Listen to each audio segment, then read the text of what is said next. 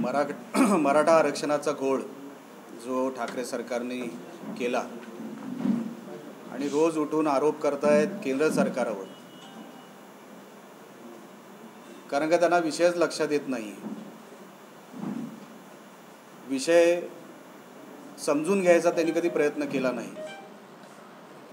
असा एकही अभ्यासू व्यक्ती ठाकरे सरकारमध्ये नाही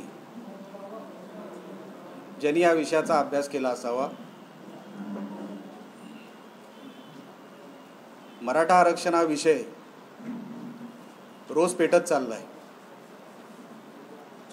आणि तो आता थांबणार नाही. ठाकरे सरकारने आजपर्यंत जे खोटं बोलले, आता त्यांच्या अंगाशी याला सुरुवात झाली आहे.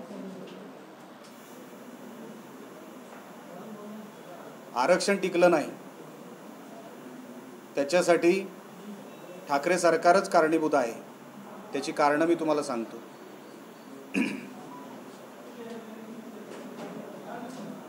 जे रेफरन्सेस द्यायचे असतात, ज्या नोंद द्यायची असतात इतर राज्यातल्या किंवा डॉक्युमेंट्स, ते अनेक असे रेफरन्सेस ठाकरे सरकार किंवा त्यांच्या वकिलांनी हे सादरच केले नाही. कारण का कधी संघटितपणे, कधी विचार करून अशी कुठली मराठा आरक्षणासाठी विषयासाठी कधी त्यांनी मीटिंगच बोलवली नाही. आणि अशोक चव्हाण हे त्या समितीमध्ये असल्यामुळे आम्हाला खात्री होती मराठ्यांना आरक्षण मिळणार नाही आणि त्यांना रिजेक्ट होणार कोर्टामध्ये. आणि तसंच झालं. मराठी ट्रान्सलेशन रिपोर्टमध्ये केले पण ॲनेक्शरमध्ये केलेले नाही. आता जज साहेब जे बसलेत ते काय मराठी वाचायला बसलेले नाहीत, त्यांना काय मराठी वाचता येत नाही. म्हणून जाणून बुजून हे झालंय का, ही माझ्या मनामध्ये शंका नाही, जाणून बुजूनच झालेलं आहे.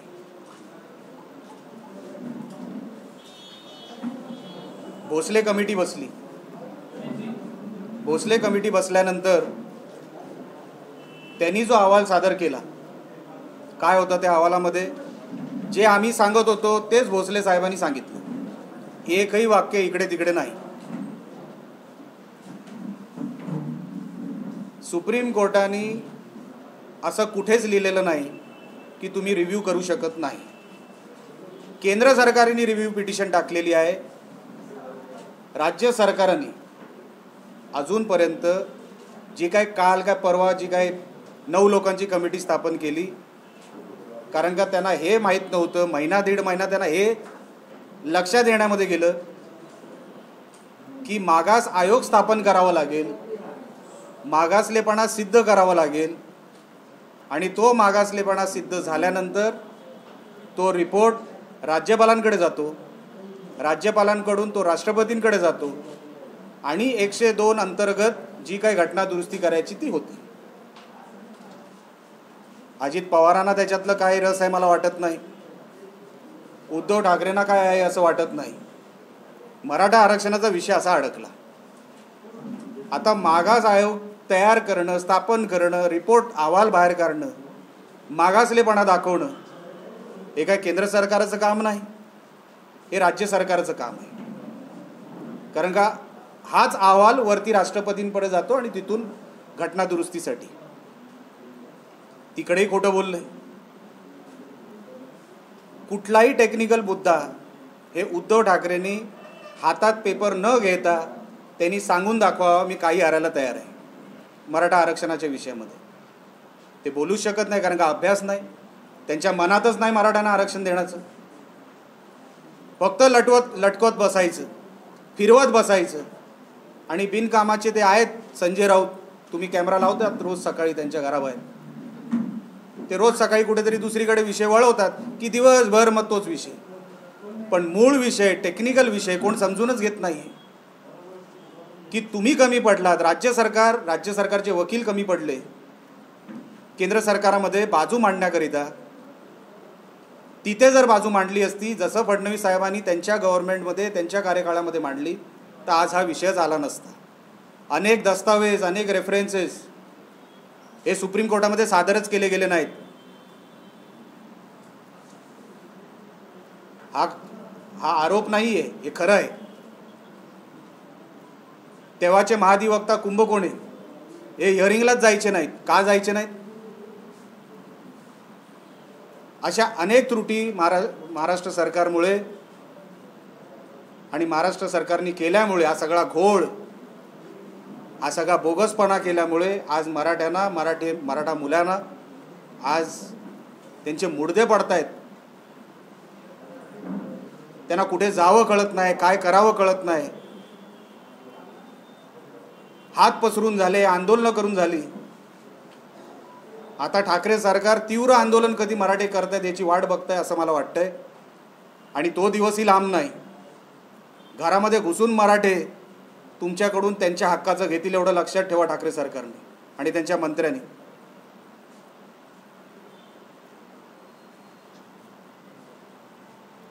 अनेक नेते आता आपापल्या परीने आंदोलनाचा इशारा देत आहेत. भारतीय जनता पक्ष म्हणून आमच्यासारखे अनेक वेगवेगळ्या जिल्ह्यांमध्ये फिरून मराठ्यांना एकत्र करून एक तीव्र आंदोलन उभं करतोय. त्याची पुढची रूपरेषा ही तुम्हाला काही दिवसात कळेल. पण तोपर्यंत तुम्हाला या संदर्भात कुठलाही विषय विचारायचा असेल, प्रश्न असेल, तुम्ही विचारू शकता. कुठल्या?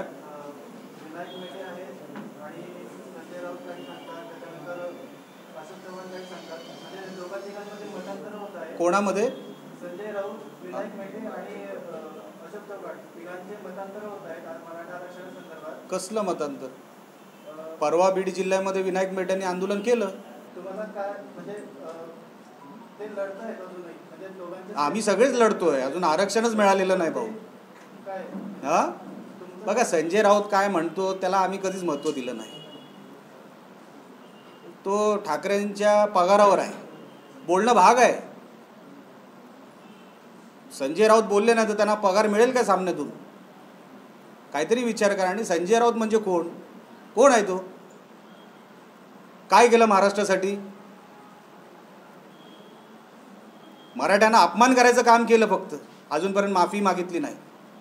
तो हिशोब करू आम्ही नंतर. एकीकडे विनोद पाटील म्हणतात औरंगाबादवरून की मराठा समाजाला आरक्षण देण्याचं काम आता राज्य सरकारचं नाही आहे. त्यांच्याविषयी काय? मी आता तुम्हाला जी प्रोसिजर सांगितली ती टेक्निकल प्रोसिजर सांगितली. कोणाला त्याच्याबद्दल माहिती नसेल, आम्ही त्यांना माहिती द्यायला तयार आहोत. मराठा समाजाला आरक्षण मिळालं म्हणून आता केंद्राच्या कोर्टात चेंडू गेला असं राज्य सरकारचं म्हणणं आहे. परंतु भाजप सरकारच्या वतीने काही सकारात्मक भूमिका घेतली जाईल. ही सकारात्मकच आहे भाऊ. मराठ्यांना आरक्षण मिळावं ह्याच्यासाठीच भारतीय जनता पक्ष तळमळ करते. मला सांगा, इतर कुठला पक्ष रस्त्यावर उतरला हो संघटना सोडल्या तर? आणि केंद्र सरकारच्या कोर्टात गेलाय म्हणजे काय? आता केंद्र सरकारने काय करायला पाहिजे तर तुम्ही म्हणाल 102 कलम अंतर्गत दुरुस्त केलं पाहिजे. पण त्याची रिपोर्टिंग कुठून केली पाहिजे? तर राज्य सरकारने मागास आयोग स्थापन करून केली पाहिजे. ती का करत नाही? त्याला 1-1.25 महिना का गेला? आता कोर्ट विचारेल तुम्हाला, राज्य सरकाराला, की तुम्ही 1-1.25 महिने का झोपला होतात का? तेव्हा काय उत्तर आहे राज्य सरकारचं मला बघायचं आहे. उद्धव ठाकरे उद्या दिल्लीत जाणार आहेत या प्रश्नाची बातमी. काय आरती ओळायची त्यांची? काय करायचं? त्यांचं काम आहे ते. एक तर घरातून बाहेर पडले ते कुठेतरी, आता ती एक वेगळं यज्ञ टाकायला लागेल की पहिल्या घरातून बाहेर तरी आले. आणि दिल्लीला जाणार आहेत तर ते मुख्यमंत्री आहेत. मोदी साहेबांनी बोलवलं असेल, वेळ दिली असेल म्हणून जात आहेत. संभाजीराजेंनी आता भूमिका जाहीर केलेली आहे. जूनमध्ये त्यांचा पहिला मोर्चा निघणार आहे. भाजप काही पाठिंबा देणार आहे? तो पक्षाचा विषय आहे. त्यांनी राजेंनी काय पक्षाला विचारून काय तारीख जाहीर केलेली नाही. कारण का खासदारकी ही भारतीय जनता पक्षाने त्यांना दिलेली आहे. त्यांनी पक्षाला विचारून जे काय करायचं ते करावं. पण ही तारीख काय आम्हाला विचारून किंवा पक्षाला विचारून तरी जाहीर केलेली नाही आणि पक्ष त्याच्यावर योग्य निर्णय घेईल. त्यांनी असाही आरोप केला आहे की गेल्या काळात भाजप सरकार आणि आता महाविकास आघाडीचं सरकार एकमेकांकडे नुसतं बोट दाखवण्याचं काम करतात. राजे काय बोलतायत ते मी ऐकतोय. आणि मध्ये मी मागे माझी प्रतिक्रिया त्यांच्याबद्दल दिली होती की राजेंनी सगळीकडे जाऊन मराठा समाजाला स्वस्थ करू नये.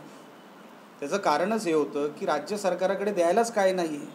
त्यांनी जे काय करणं जो भाग आहे तो राज्य सरकार करतं आहे का, हा प्रश्न राजेंनी राज्य सरकारला विचारलं पाहिजे की तुम्ही मागास आयोग का स्थापन केला नाही, आणि केला तुम्हाला 1.25 महिना का लागला, आणि त्या अहवालावर वरती तो अहवाल जाऊन मागासलेपणा जो आम्हाला सिद्ध करायचा आहे त्याच्यानंतर कलम अंतर्गत जी काही दुरुस्ती व्हायची ती त्याच्यानंतर होणार, लक्षात ठेवा. राजेंनी पहिलं राज्य सरकारला प्रश्न विचारावा की हे का झालं नाही आजपर्यंत. मोर्चा हा त्यांनी कलानगरला काढला पाहिजे की खरं बिघडवलं कोणी मराठा समाजाचं मराठा आरक्षण, तर ते ठाकरे सरकारने बिघडवलं. अहो, जे फडणवीस साहेबांनी 5 वर्ष टिकवलं त्यांनी घालवलं, ओबीसीचं आरक्षण घालवलं. ह्यांना काय टिकवता आलं मला सांगा ना. अहो, देशामध्ये करोना 1 नंबर महाराष्ट्र आहे, मृत्यूदरामध्ये, केसेसमध्ये, ॲक्टिव्ह केसेसमध्ये. अहो, तिथे मुंबईमध्ये जिथे मुख्यमंत्री राहतात तिथे स्मशानामध्ये चेहरा दाखवण्यासाठी 5-5 हजार रुपये घेतले जातात. जाऊन बघा. हे काय मुख्यमंत्र्यांचं सांगताय तुम्ही. राजेंनी इतर कोणाला प्रश्न विचारण्यापेक्षा ह्यांना प्रश्न विचारा, या मुख्यमंत्र्यांना, वेळ वाचेल त्यांचा.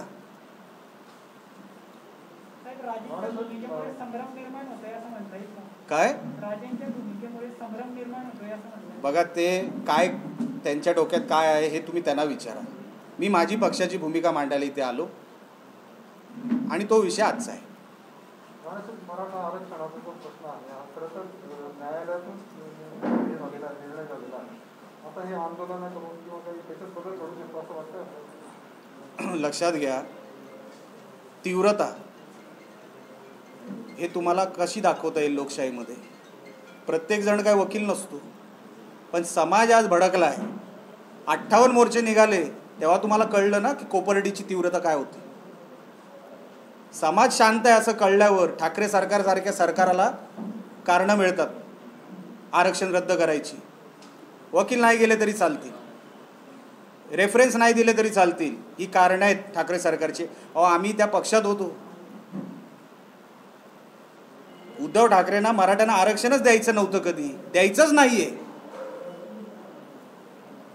हे वेळ काढतायत की तुम्ही केंद्राकडे बोट दाखवा, कारण का त्यांना माहिती आहे कोण टेक्निकल विषयांमध्ये जाणार नाही, पत्रकारही जाणार नाहीत. आज जे मी तुम्हाला टेक्निकल विषय बोललो तेवढे टेक्निकल त्यांना जर तुम्ही विचारलेत ते तुमच्या समोर देखील बसणार नाहीत.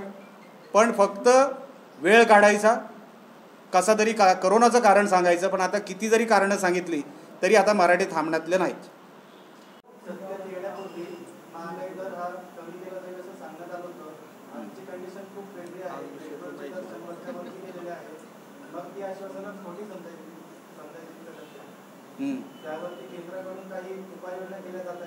हा एक स्वतंत्र विषय, मला तुमच्यासाठी सेमिनार घ्यायला लागेल, लक्षात घ्या. कारण का तुम्हाला महागाई हा विषय 1-2 गोष्टींमध्ये सांगून होणार नाही.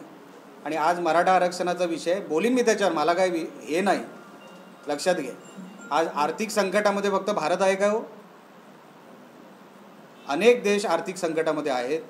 ज्याला फायनान्स कळतं, ज्याला इकॉनॉमिक्स कळतं त्यालाही कळेल की जेव्हा विकास दर खाली होतो, जेव्हा मॅन्युफॅक्चरिंग असेल, प्रोडक्शन असेल, अनेक गोष्टींना फटका पडलेला आहे, लक्षात घ्या. आता अनेक गोष्टींना, अनेक व्यवहारामध्ये फटका पडल्यानंतर जर तुम्हाला वाटत असेल की विकास दर पण तेवढाच असला पाहिजे, असं होत नाहीत. म्हणून मी सांगितलं ज्याला इकॉनॉमिक्स कळतं त्याला समजवणं भाग आहे. हे म्हणून मी तुम्हाला सांगितलं. हा तुम्हाला सविस्तर जर विषय सांगेल तेही मी सांगू शकतो की महागाई का आणि कशामुळे. पण आजचा विषय हा मराठा आरक्षणावर आहे, त्याच्यावर काय असेल तर तुम्ही विचारा. सरकार आज पडेल उद्या पडेल असं भाजप नेते म्हणत आहे. मात्र एकनाथ खडसेंनी असं म्हटलं की भाजपचे आमदार फुटू नये म्हणून हे आज उद्या ढकल करत आहे असं एकनाथ खडसेंनी म्हटलं. म्हणू दे, तर काय तिथे जाऊन त्यांना करमत नसेल कदाचित.